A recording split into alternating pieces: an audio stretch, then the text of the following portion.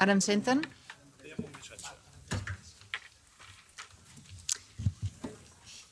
Well, we're going to start. We had some technical problems. As usual, technology was in the way, but apparently we solved them. So it's time to start. Bon vespre a tothom. Folche in Irish. Welcome everyone to this event that is hosted and co-organized by the Office of the Irish MEP, Chris McManus, and the NGO supporting Catalan language, Plataforma per la Llengua. This event, the goal of this event is to advocate for the official status of Catalan on the European Day of Languages, which is today. And nowadays, this is more timely than ever, as we find ourselves in the midst of considering on negotiation between the member states to consider Catalan, together with Basque and Galician, as official languages of the EU. So, as you may know, probably, following the initial deliberation on September 19th, at the request of some member states, the decision about this issue was made to postpone it. And then shortly after that decision was made, after the meeting ended, the Spanish government announced that it was making another proposal, a different proposal. And this was to prioritize Catalan, since it was the community, the Catalan community, was the one that had requested the officiality of their language the most. And then scheduling Galician and Basque for a later date, not completely eliminating, taking it off the table, but scheduling it for later. And this was because in order to have more time to address the potential reservations from some states regarding the consequences and the possibilities of the expansion of official languages, which in the EU currently are 24. Yeah. So today, actually, to discuss, to address all this, we are joined by the UN Special Rapporteur on Minority Issues, Dr. Fernand de Varennes, and also by Dr. Vicent Climent-Ferrando, who is the Professor of Political Science and the UNESCO Chair in Barcelona, and also by Dr. Òscar Escuder, who is the President of the Plataforma per la Llengua. All right, so I would like to start giving the floor already to Dr. de Varennes, who asking him to please explain to us a little bit how the human rights, what are the human rights implications of recognizing or not official status for a language. So, Mr. de Varennes, please, whenever you're ready, you have the floor. Merci beaucoup, Dr. Daussà. Mesdames et messieurs, bonjour. I would like to continue in French, but I think maybe I should try English for tonight anyway. First, please allow me to thank the organizers of this event for the honor of being amongst a very distinguished panel this evening, and perhaps also for the opportunity of giving a more international perspective on the discussions currently happening around the Spanish government's initiative to grant an official, to request granting an official status for Catalan, Basque, and Galician. And then perhaps, if I understand correctly, to begin with, after the status is accorded to these three languages, to perhaps begin the implementation with the Catalan language first and gradually. But before I do that, I'd like to begin by commending. I don't do this often. I'm also quite often accused of always criticizing governments. But this time, I will actually say something nice about the Spanish government. I would like to commend it for its decision for authorizing, I think for the first time ever, the use of Catalan, Basque, and Galician languages in the national parliament, I think a week ago. And that's a good step. It is a good step because it normalizes the demographic reality of the country, that the identity and the language and the cultures of millions of Spanish citizens is not limited to the national Castilian language. Millions have Catalan, Basque, and Galician as their first languages, their mother tongue. And in fact, to exclude the use of these languages in Parliament or in other areas could be seen as a form of discrimination in international law. You use a language, by using a language, you actually give an advantage, a benefit for those whose language this is. Not using a language, and especially a minority language, for example, means you're denying a benefit. Your own language is not used in the same way by the government. And in some situations in international law, that could be considered to be discriminatory. The right to equality without discrimination in international law means that if you have language preferences, the language preferences must be reasonable and justified. And if it is not, it could violate, it could be in breach of a fundamental human rights in that international law. And I want to mention that at the beginning because the approach we have at the United Nations and international law is not identical to the approach in Europe.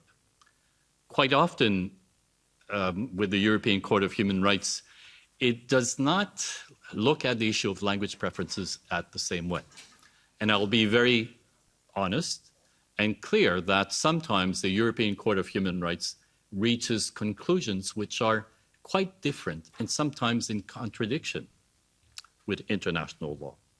You have to understand that the two systems do not have the same, I think we can say, sensitivity to issues of language, but also religious preferences, for example.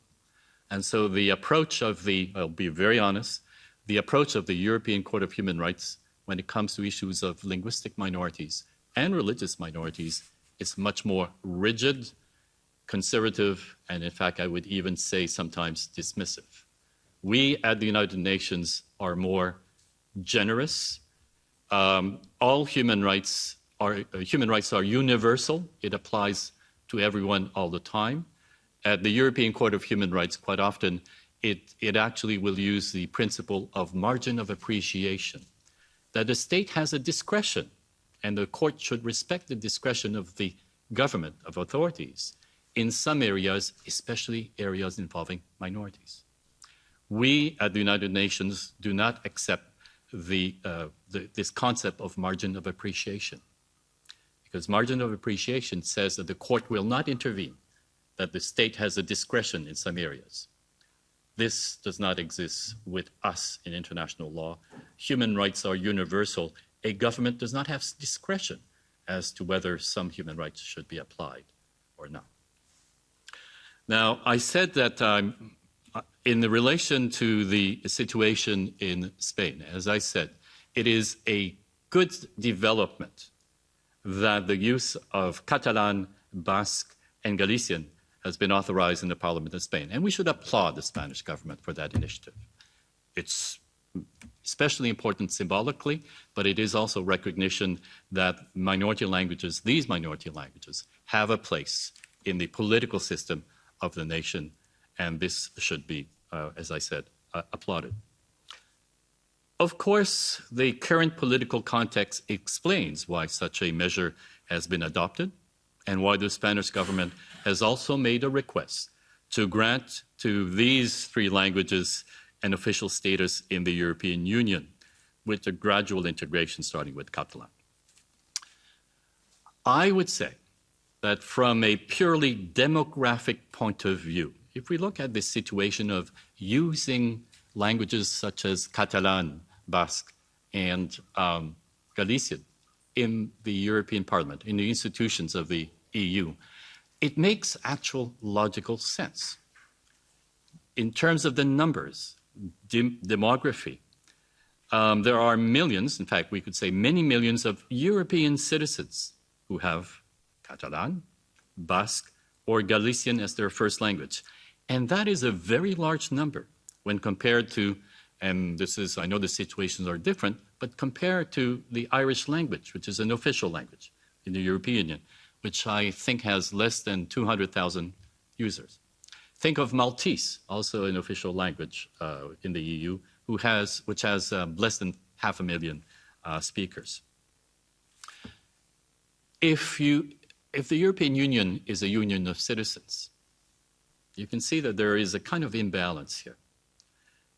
The rights of millions of users of Catalan, Basque, and Galician should count as much as those of 100,000 or 200,000 users of other languages. Obviously, that's not the case. And I think that reflection needs to be made. Is it really reasonable to not provide the same symbolic recognition and use of languages spoken by millions of citizens of the European Union? Is it only a political decision? Or do citizens in the European Union have rights that should be recognized within the institutions of the EU? Of course, an official status is not always about logic. And it has long been recognized in international law that the decision to grant or not an official status is political. And let me say this because sometimes it's not always understood or appreciated. There is nothing in international law, and when I say international law, I mean the law of the United Nations, global treaties. There is nothing in international law which prevents a state to determine what will be its official language or languages, just as there is nothing in international law that prevents a state from designating an official religion or religions. We've been actually quite clear at the UN. A state can have one or more official religions. The issue of an official status is one that is left to the discretion of the state. However, this does not allow a state to deny to individuals their human rights in international law because of language or religious differences or religious preferences. It does not allow a government to act in ways that are unreasonable and violate especially the right of equality without discrimination because of linguistic or, as I said, religious preferences. So there's always areas, including within the EU, by the way, that even if you're dealing with an official language situation, an official language status does not allow the EU to violate the other rights of individuals or citizens within the EU. And I think in some areas of language preferences, there is a strong argument to be made in international law. European law is different. But in international law, there are situations of linguistic preferences in the EU that I would say are problematic, to use a diplomatic language. They are problematic because they give preferences based on language which millions of other EU citizens are denied. And in international law, even if it is a situation of preferring an official status language, this could still be discriminatory, unacceptable, if it's not justified. And in some situations, if you deny benefits or access to millions and millions and millions of EU citizens because of EU language preferences, there may be a situation of unacceptable discrimination in international law. The second observation that I would like to make in this area is that legal status matters in Europe. And in fact, it matters more than it would with us in international law at the United Nations. And let me explain this. European legal instruments, treaties, legal documents, such as the Framework Convention on the Protection of National Minorities and the European Charter for Regional or Minority Languages, make it clear that it is for states to decide whether a particular language is to be protected under each of these documents. With the European Charter for Regional or Minority Languages, the state must decide which languages are going to be protected. Simple as that. There's a status, a decision, a recognition that has to come from the state. And for the Framework Convention, governments also are entitled to decide which group, which community is a national minority. And I mention these two examples because if a state does not recognize, does not give a status, it will not, these minorities, a minority will not be protected. A language will not be protected. Under the Framework Convention, for example, Spain only recognizes one national minority, the Roma. No one else. By the way, that means there are no religious minorities in Spain. I actually was very surprised to hear that.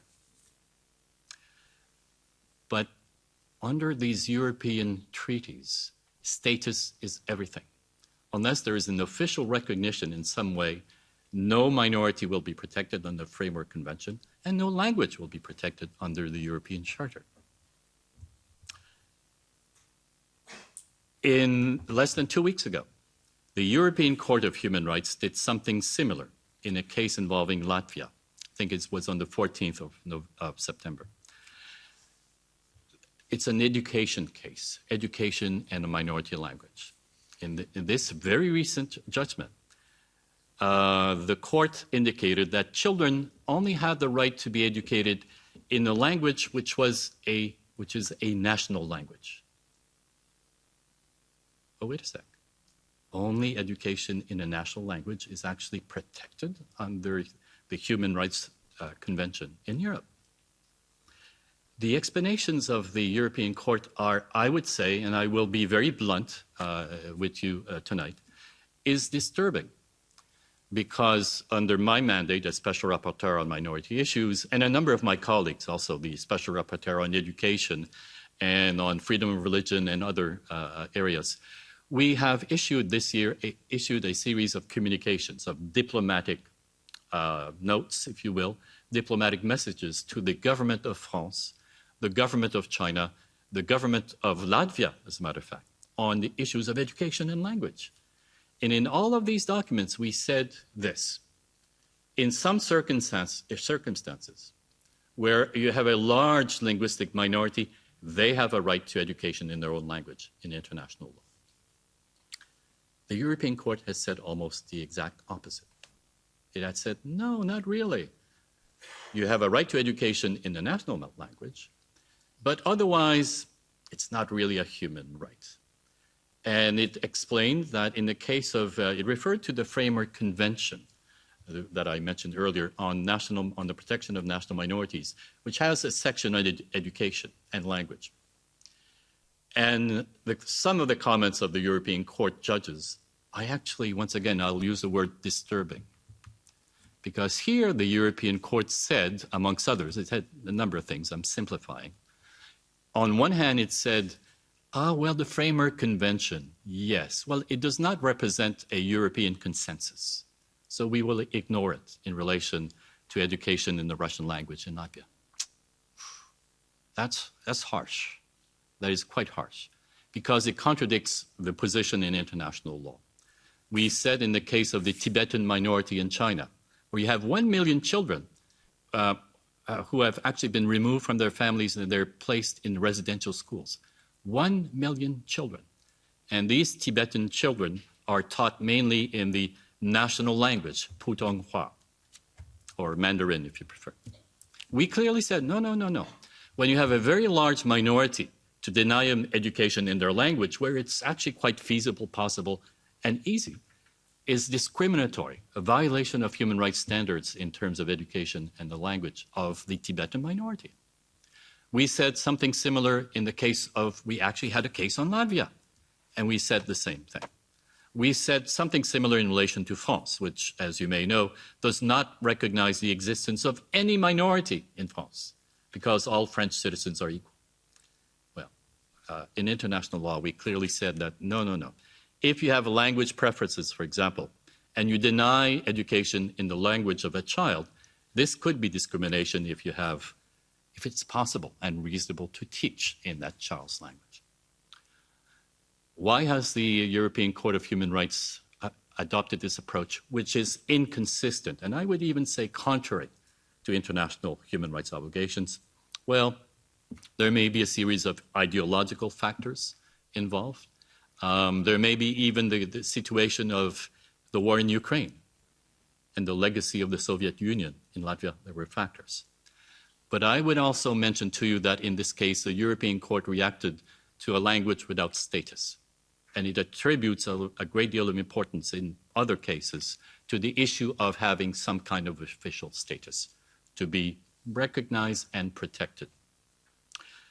So the important point here is that there is perhaps a rigid, formalistic approach with European institutions when it comes to issues of language recognition and use. And it reminds me of the Latin phrase, and please excuse my Latin pronunciation, extra ecclesiam nulla salus, meaning outside the church there is no salvation. Outside of an official status, there seems to be not a great deal of protection in European institutions. For many minority languages, it also seems that some form of legal status or recognition is a stronger guarantee for their right, for their use and position in place officially and in various institutions. And in fact, in another case, the European Court itself indicated quite clearly that an official status implied that a language with that kind of status had to be used by official institutions. So without actually telling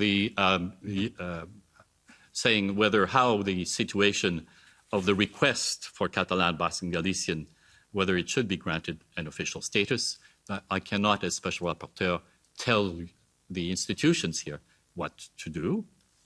But let me just say that, repeat that it would seem logical to treat the many millions of EU citizens who are users of Catalan, Basque, or Galician, as respectfully and respectful of their identity and languages and cultures, as is done for hundreds of thousands of speakers of Maltese and Irish.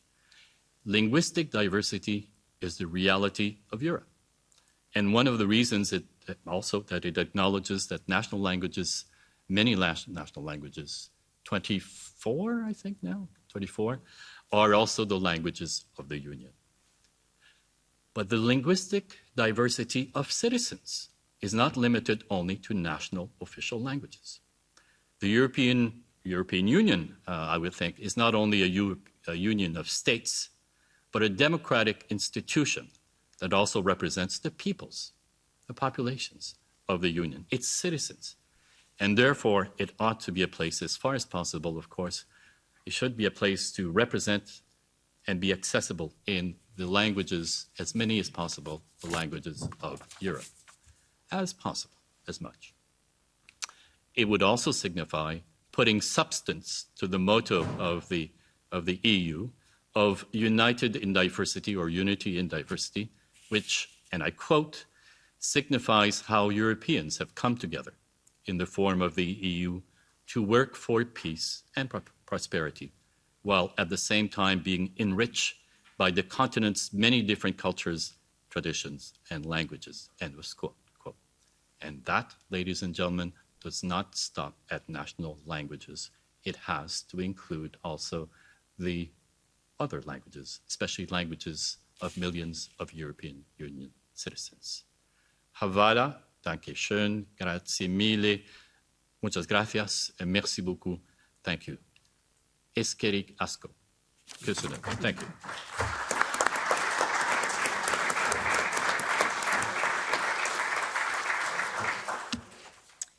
Thank you, Professor, for this very inspiring speech. And I do have a follow-up question. And this is that I would like to recover this thing that you have said, that legal status matters. Yeah? But it has been said that this fixation with officiality for legal status for Catalan, it might be not the best solution. So what are your thoughts on other possibilities? What are intermediate officialities, or what will be the consequences? And why do you think also that there is some reticence for the officiality itself? I would start by asking another question. What is intermediate status? As far as I know, that does not exist. And I would, as a person with legal background, if something is proposed but doesn't really exist, I would be very careful into buying into that, if I can be a bit crude in my description. Once again, first of all, I personally feel that it would be appropriate to begin by recognizing the status of Catalan, Basque, and Galician. The implementation, I think, has to be gradual. And if you look at the situation of Irish, for example, it was a very gradual process. I forget how many years it took, I think between 2005 to 2022 before it was fully implemented, and there are limits also, I think, in some areas. So we shouldn't be afraid of it. Remember, the Irish language only has about 200,000 speakers. I don't think it costs that much to implement the official status of Ireland, of Irish. And so the fears that there would be an overblown expense, I don't think is supported by the evidence when we look at what has happened with the Irish language, and I think perhaps is happening with the Maltese. My understanding is that there are already a number of interpreters and translators here in the EU who can also operate in Catalan and Spanish. And so the resistance or reticence, I think, are overblown. According to the information I have, it would actually not be that bad. And it would be a gradual process also. An argument that I often hear, and I don't know if this is the case here in the EU, if you start including minority languages, then it'll open the floodgate. All minority languages will be requested to be part of the EU institutions. Once again, I think that is overblown. In the case of Galician, Basque, and Catalan, they have also an official status. You could actually start by saying, we might consider if a government wants another regional official language to be recognized at the EU. Okay, let's start with that. There aren't that many, in fact, other minority languages which have an official status in Europe. There are a few, but overall not that many. Would it create a flood if we created a precedent with Basque, Catalan, and Galician? Actually, no, because you're not dealing with that big of a pool. And quite frankly, do you really think there are going to be many governments running to have their minority languages recognized here in the European? Let's be realistic, that's never going to happen. You might have a few. So I must say there are concerns, and these concerns must be responded in an objective, rational, and respectful. But quite frankly, from what I can see, no, there would not be a flood. No, the expenses tied to adding a few languages are not overwhelming. I think that this is being studied more, and then we'll have more data on that. And so I think there may be fears that need to be addressed, but these fears are, I think, overblown. It is basically because we are entering a new terrain, a new area, that these fears exist. But I think a rational, well-studied approach, response, objective response, should be able to ally, to dispel these concerns. And so to return to the initial point of intermediate status, to my knowledge, that does not exist. All right, fair enough. So I think at this point I would like to give the floor to Dr. Vicent Climent-Ferrando, and because you will tell us a little more about what are the consequences of recognizing or not official status on Catalonia, more the practical consequences of that. Moltes gràcies, Eva. Thanks a lot. Thank you for the organizers for having me here. As you said, I will focus more on the practical consequences of Catalan being official or not official. Next, I have somebody putting the PowerPoint for me, so you'll hear a lot next. That's why. I will focus on I will try to answer this question: where do minority language communities stand at EU level? And I will focus especially on Catalan. Next up, just for the first time, just take a look at the screen. These are the four main references at EU level, not the only ones, but the four main references on language policies. The one is Regulation 158, which I'm sure you all know, and we will talk about a lot later. The second is the Article 3 of the Treaty of the European Union, which talks about respect of cultural and linguistic diversity.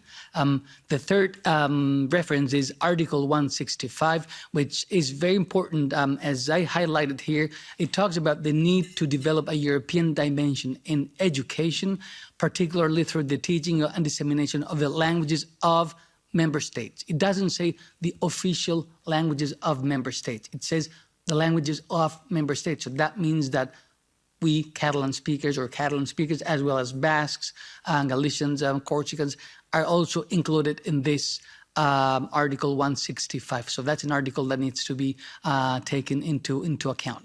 And then Article 22, which is the Charter of Fundamental Rights, which again talks about respect of linguistic diversity. Yeah.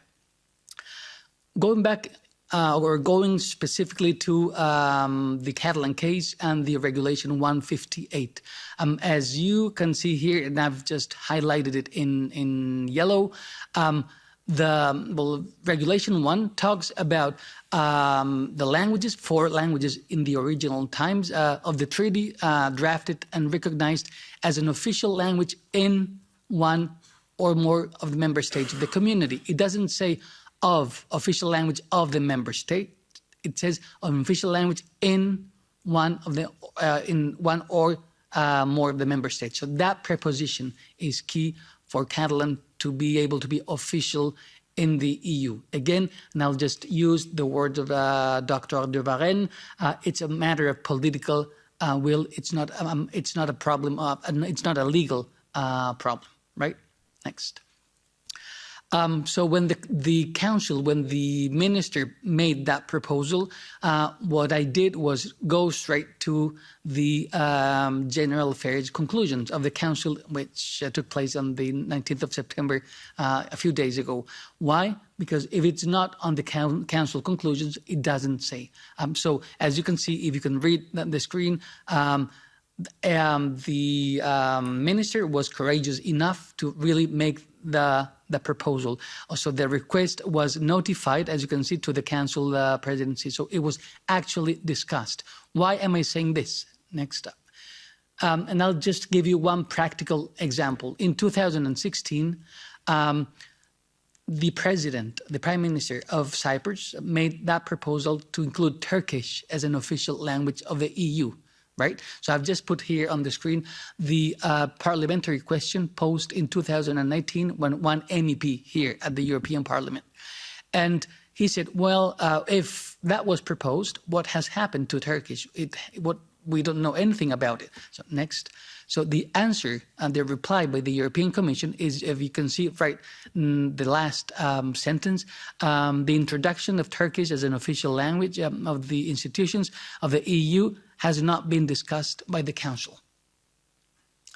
What does that mean? That it means that if it's not official, if it's not discussed in the Parliament, if it's not in the minutes, it's not feasible, it's not a proposal. So for those who are negotiating, you need to really watch that it's not the political statements made after a meeting, it's the conclusions, the minutes that are public. These minutes are public. So that's what happened to Turkish, that they made the proposal, and then when one MEP thought, oh, what happened to that, to my language?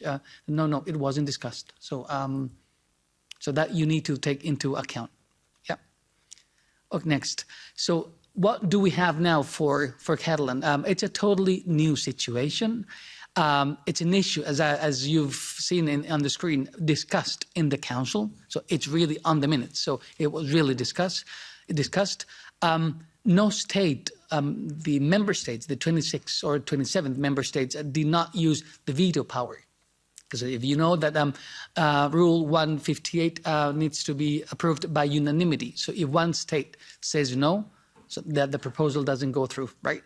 But what happened politically?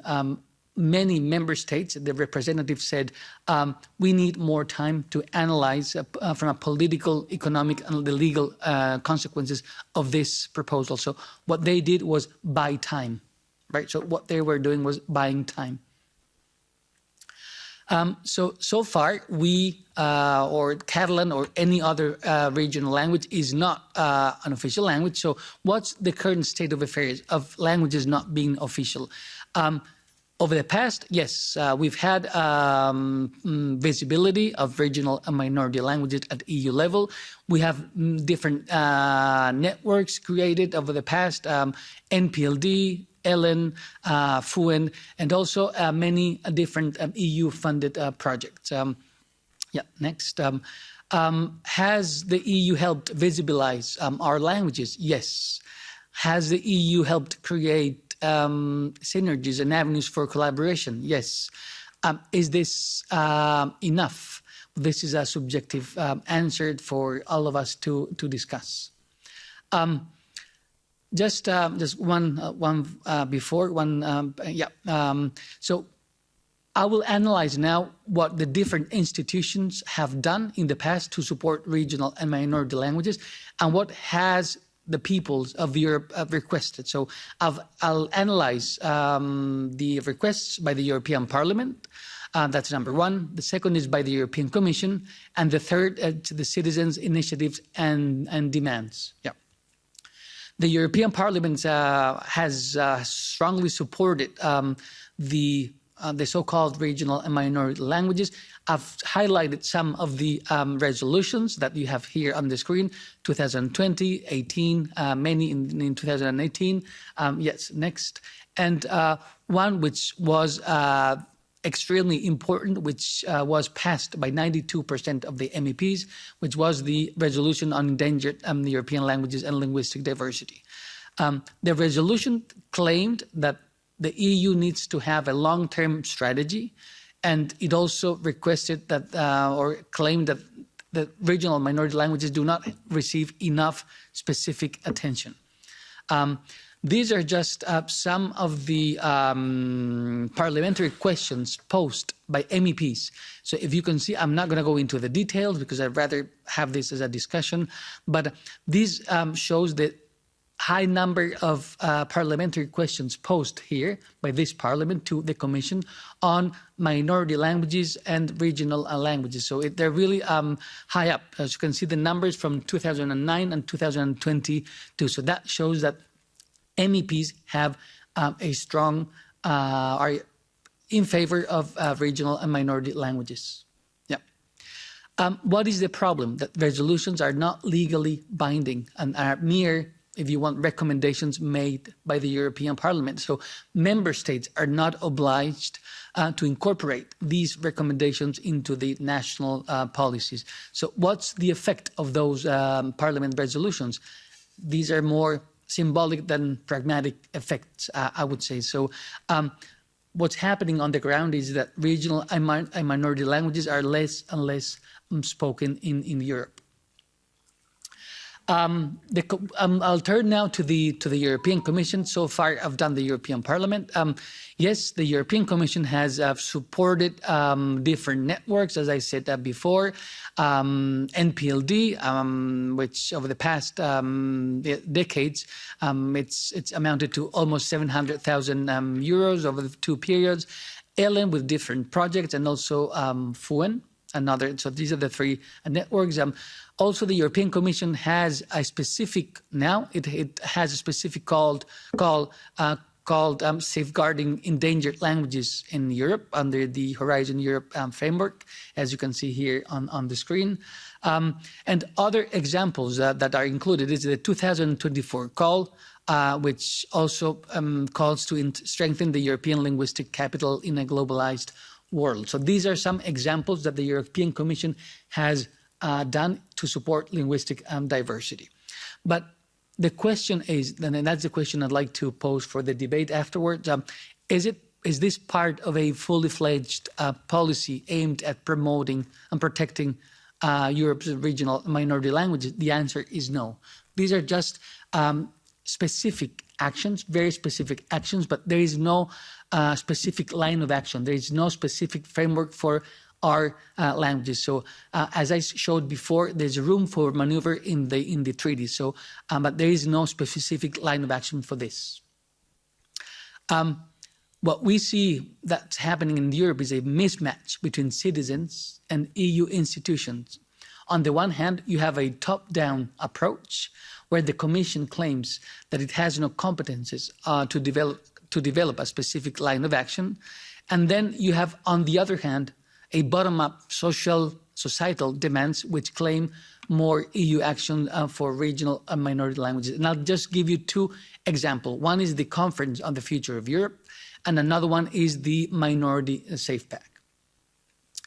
The Conference of the Future of Europe requested, and it was included in the report on the final outcome, one specific proposal, Proposal 48, which claims, so the people requested, people demanded the European Commission that minority and regional languages require additional protection. So that's one specific proposal that the people, through the Conference of the Future of Europe, demanded the European Commission. Next, yeah. So we as citizens, we need to pose that question to the Commission. What are the concrete proposals by the Commission to translate that Conference of the Future of Europe request into a concrete action? What are the real proposals? So that's something that we need to demand, that you all need to be aware to pose the question to the European Commission. Next. The second element is the Minority Safe Pact, which I'm sure you all know. It was the most ambitious bottom-up initiative aimed at placing minority languages on the EU agenda. It was the European Citizens Initiative. It was signed by more than 1.1 million citizens of Europe, which requested, once again, more action to the European Commission. That Minority Safe Pact initiative was rejected by the European Commission, and that rejection was ratified by the European Court of Justice, and FUEN has appealed that decision, and it remains to be seen how it will end up. But again, the Commission said, we are doing enough for regional and minority languages. No more actions are necessary. Next. The Commission keeps saying the same sentence. All programs are open to all languages, but that is not the case, because as you can see on the screen, they consider all languages being equal, but you need equity, especially for those who need it the most. So that's the difference between equity and equality, and I think the picture shows very graphically the difference. Just one more. Yeah, I'll just analyze the specific elements, the specific initiatives where regional and minority languages are not open to those languages. One is, for example, the online linguistic support. That's one initiative by the European Commission, which was open for the 24 official languages, plus Icelandic, Norwegian, Turkish, Macedonian, and Serbian. And the Minister of Universities very recently said, okay, because of the negotiations, we will open it also for Catalan, Basque, and Galician, but it's not open for the rest of regional and minority languages. So that initiative is only open for those languages, and it's quite a paradox that you can see on the screen: Icelandic, Norwegian, Turkish, Macedonian, and Serbian.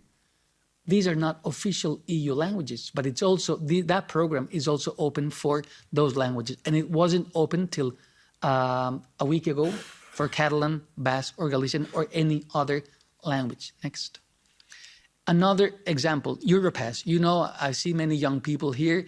You know what Europass is, I guess, right? So it's that little template where if you want to submit your CV to any company, or so it's a standardized EU template. It was available in the 24 official languages, also in Turkish, Macedonian, Norwegian, and Icelandic.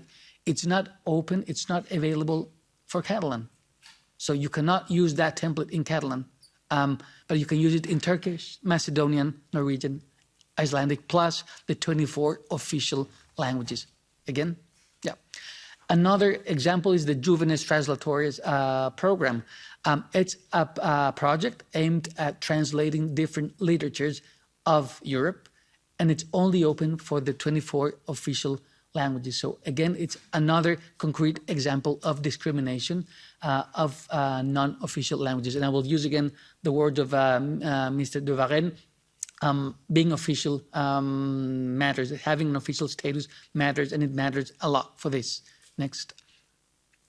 Another example, and I'll just stop giving you examples, but I think these are very, very important. The online, the e-translation project, which is the online machine translation service by the European Commission, available for all SMEs, for universities, for governments. Again, it's available for 24 official languages, plus Norwegian, Icelandic, Turkish, Chinese, Japanese, Russian, and Arabic, but it's not available for Catalan or any other. When I say Catalan, it's Catalan or any other regional and minority language.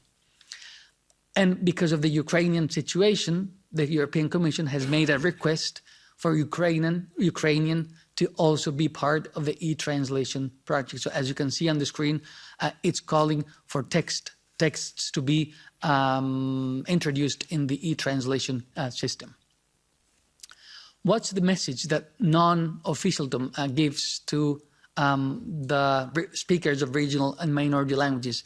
One is that they are not worth being learned, because when traveling, you're not able to use the online linguistic support platform.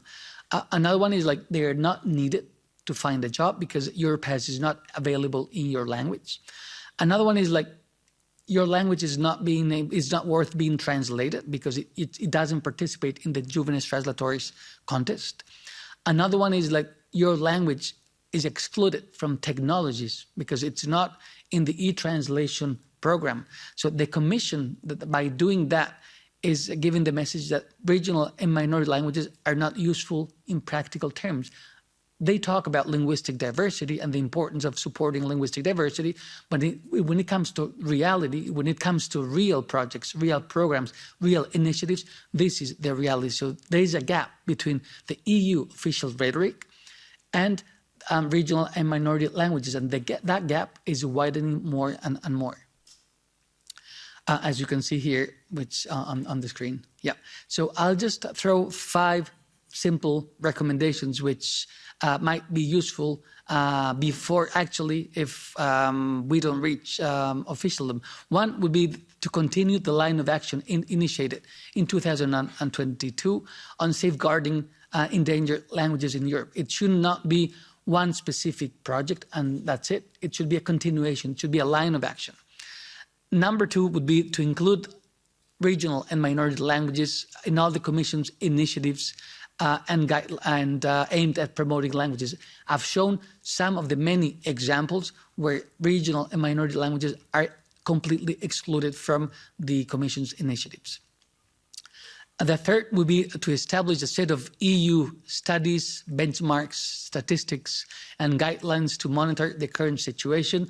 We came from a conference, a debate organized by FUEN a few hours ago, and that was also highlighted there, that there are no data at EU level on the current situation of regional and minority languages. Each community has its own or their own data, and some of them don't have any data at all.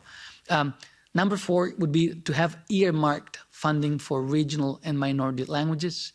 And the 5th is to listen to the requests for more action from the civil society as shown in the Conference on the Future of Europe and on the Minority SafePack initiative. We are now, I think, ready for the debate. Moltes gracias.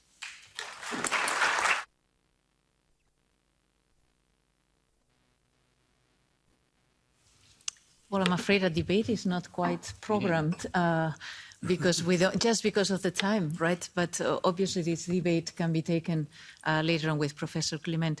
I have a question, though, if I may, taking advantage of my position as chair. And I want to say that, of course, you've motivated very much why Spain would propose then the officiality of their languages.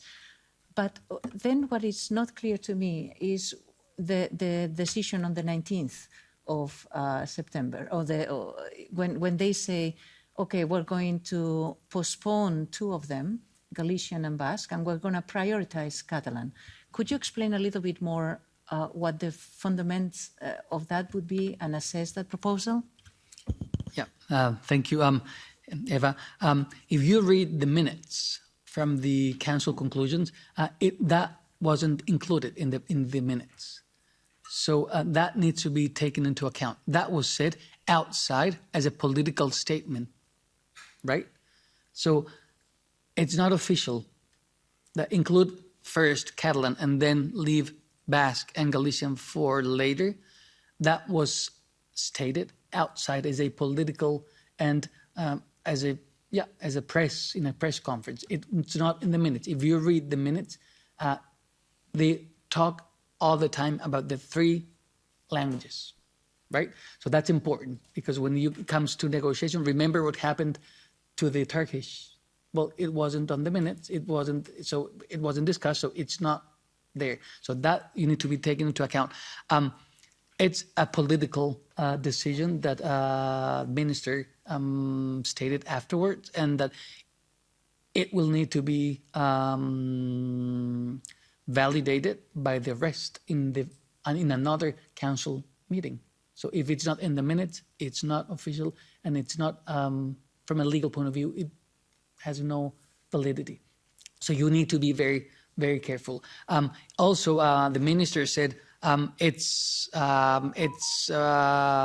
Catalan, since they've the ones who've insisted. There are 10 million.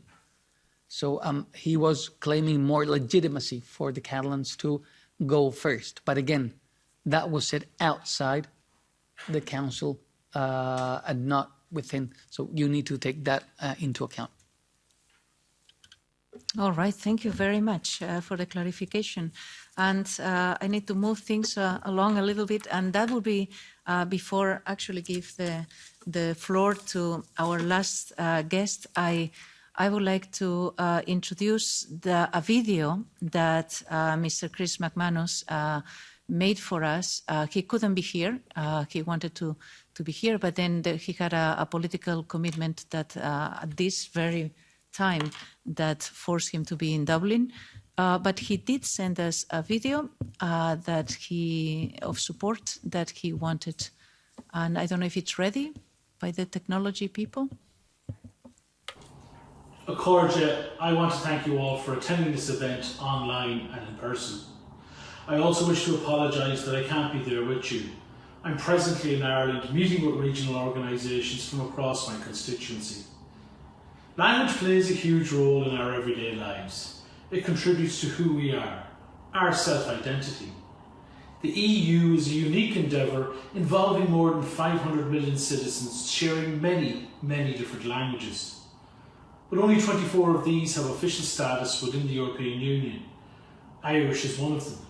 For many years there was a derogation on the Irish language in the EU institutions. In recent years this derogation has ended, offering full EU status to the Irish language. As an MEP, I'm proud to support calls for official European Union status to also be extended to Catalan, Galician and Basque. Making these languages official EU languages would serve as an example of an EU committed to cultural and linguistic diversity. It would promote inclusivity within EU institutions. It would empower citizens who speak these languages to engage fully in European affairs, ensuring their voices are heard and their perspectives considered. This inclusivity aligns with democratic values and the principle that the EU institutions promote, that all languages, regardless of the size of their community, should have equal representation. Offering Catalan, Galician and Basque official EU status not only respects linguistic diversity, but also fosters inclusivity and cultural preservation. Therefore, I wish to commend Plataforma per la Lingua for this initiative and their work in striving for language equality and for full recognition of Catalan as an EU language. I wish to thank all our guest speakers for their contributions. And I want to wish you all continued solidarity in your pursuit of linguistic equality. Gorbayev Galer.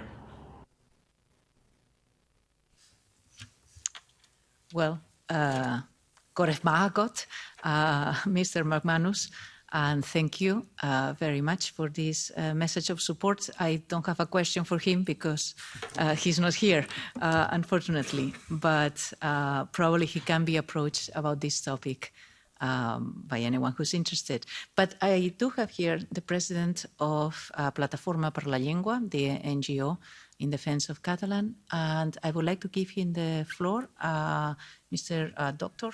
Òscar Escuder, for your intervention. Thank you. Good evening, everyone. Thank you very much for being here today with us. First of all, I would like to thank the speakers, Mr. de Varennes, Mr. Climent-Ferrando, Mrs. Daussà, for participating in this event. Of course, I would like to thank again MEP McManus and his team for hosting today here all of us. And thank you to all of you who have come to this event. You know, we started thinking this event some months ago, by the beginning of the year, and we wanted to make it coincident with the European Day of Languages, which is today.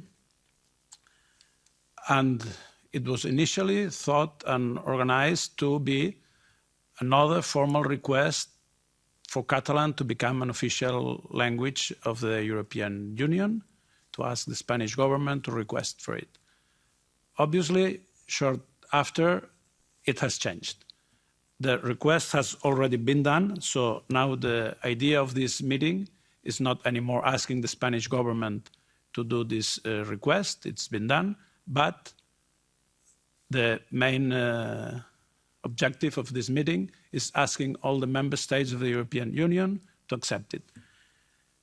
To accept Catalan, our language, to have the official status that all the languages of their countries already enjoy.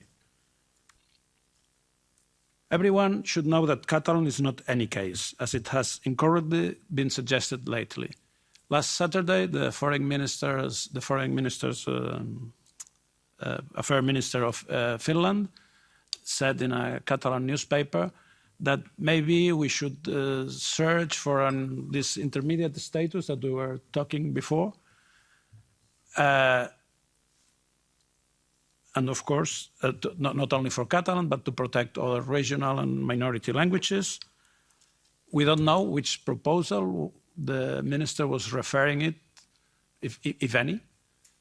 But we do know that Catalan meets all the criteria to be considered an official language of the European Union, because there is no required legal condition that makes it different from, for example, Finnish. There are many regional languages in Europe, that's true. And if we believe in the European principle of multilingualism, we should look for much more effective mechanisms to protect them, as the Conference on the Future of Europe in 2022 concluded, and Professor Climent-Ferrando has explained this before. Indeed, as I just mentioned, there are many regional languages in Europe, but one should consider carefully the different characteristics and circumstances of any of them, of each of them.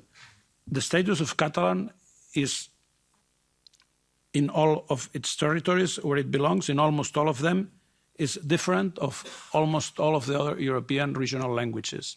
Catalan is fully official in Catalonia, the Valencian region, and the Balearic Islands. The Spanish Constitution also recognizes it as official. And that's not obviously the case with most of the other European regional languages. And on top of it, the Catalan and Spanish legislation demands that the steps to make Catalan an official language of the European Union have to be undertaken. And that, as far as we know, it's a completely unique situation. That's what our law says. Catalan is a language, as it has been said, with over 10 million speakers, much more than 12 of the already official languages of the Union, and far ahead of all other native European languages that, unfortunately, are not yet official in any member state. So, to the Finnish minister, but to everyone, we should be very careful with all the comparisons for all this I have just said. But even more, Catalan is also the only official language of Andorra. And Andorra is negotiating with an association agreement with the European Union. And the Andorran government has already said that being Catalan an official language of the Union would make this agreement easier. So another point in favor of Catalan becoming the 25th official language of the Union. So we have explained that there are political arguments to support the official status of Catalan in the Union.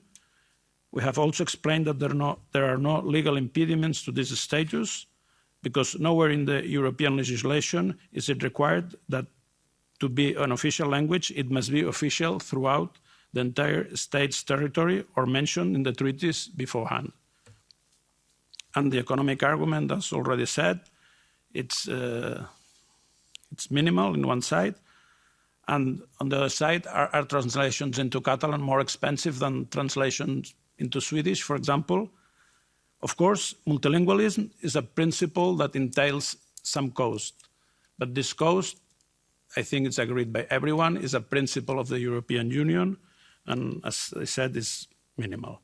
So there is no argument that allows for an objective exclusion of Catalan from becoming an official language of the Union. Arbitrariness could be the only possible justification for denying this condition. Plataforma per la Llengua, we have defended this officiality and argued for it not only in the recent weeks, but for more than 20 years now. And we will defend this position as strong as we can until the 24th of October. 24th of October, when is next meeting of the Council, and we will ask the Spanish government to resubmit the vote to the Council, but this time with the homework completely done. The information required for the states delivered, whatever explanation is needed done, and the necessary negotiation completed. Until then, we will continue to work hard for this to be achieved on this very next opportunity. We will continue working to make this a reality. Already 35 years after the Catalan and Balearic parliaments asked for it, so you see it's a long struggle. It was back in 1987. And once we achieve it, because we're convinced that we're going to get it, we will work to make the benefits of the official status felt as soon as possible. Obviously, Catalan has many open fronts, and once official status is achieved, our work will not end here by any means. But it will be a big step forward. And we're very much willing to take this step forward. Thank you very much.